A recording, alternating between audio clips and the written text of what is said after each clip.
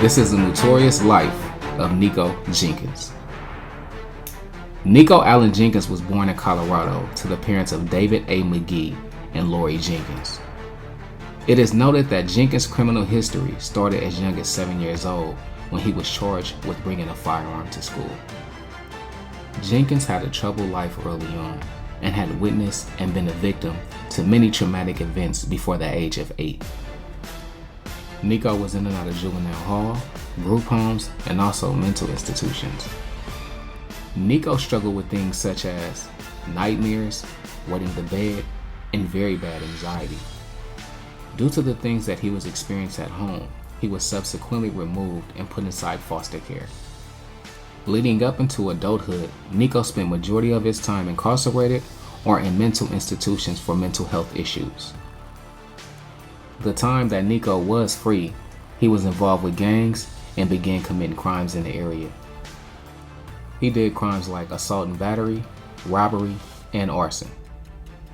Nico ended up getting caught up and eventually sentenced to 18 years for a carjacking that was committed when he was 15 years old. Nico would only complete 10 out of his 18-year sentence and be released back into the real world. August 2013 will be one of the most bloodiest months for the history of Omaha, Nebraska. Around 5:01 a.m., a patrol officer would discover 2 bodies near a city swimming pool at 18th and F Street in the Spring Lake Park area. The 2 victims will be identified as Juan Pera and George Ruiz. Both had been executed and their pockets had been turned inside out. The men had been lured there to meet 2 women for sexual favors. Nico's murder spree was less than 2 weeks after his release from prison.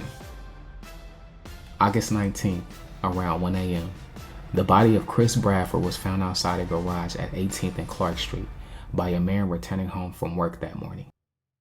When homicide detectives showed up, they found 2 bullets inside the victim's torso. The crazy thing about the victim, Bradley, is that he had actually took a photo with Jenkins and posted it on Facebook prior to him being killed. Bradford would be the only victim familiar to Jenkins. Jenkins' 4th and final victim was Andrea Cougar, who was discovered August 21st at about 2:15 a.m. by the sheriff's deputy responding to shots being fired in the area. Her body was found lying in the road at 168th and 4th Street, with multiple wounds to her face, neck, and shoulder. Cougar had been returning home after a night of bartending. Surveillance showed her locking up the Deja Vu Lounge at 1:47 a.m. At 6:30 that night, Cougar's gold 2012 Chevy Traverse was found 12 miles away in an alley at 43rd and Charles Street. On August 30th, 2013, Jenkins was arrested on an unrelated threat charge. By then, the evidence against him had mounted.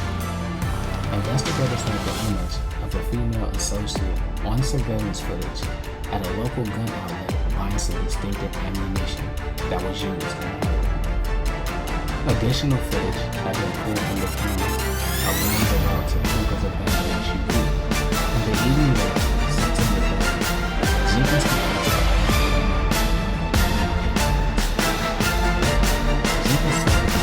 that these murders were formed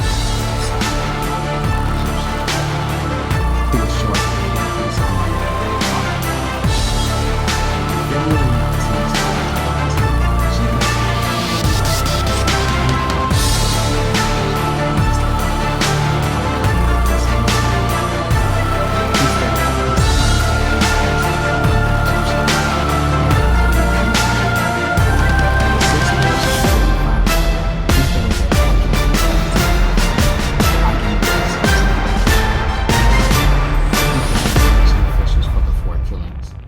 Jenkins claimed that his problems were caused by mental illness and that he had schizophrenia, bipolar disorder, obsessive-compulsive disorder, and anxiety.